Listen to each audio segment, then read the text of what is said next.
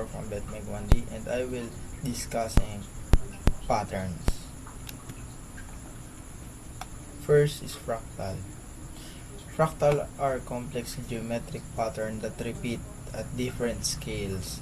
They can be found in objects like ferns, clouds, and mountains, and Mandelbrot set as a famous example of fractal.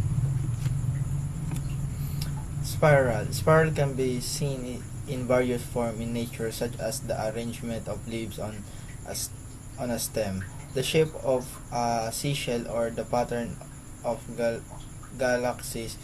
The Fibonacci sequence often influences the growth of spiral in nature. Symmetry.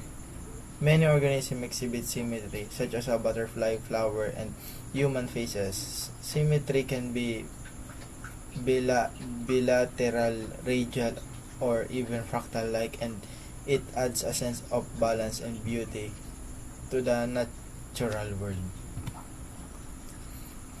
Tessellation. Tessellation are patterns formed by repeating geometric shape without any gap or overlap. They can be found in honeycombs, the scale of a fish, of the pattern on a snake skin. And that's it. Thank you.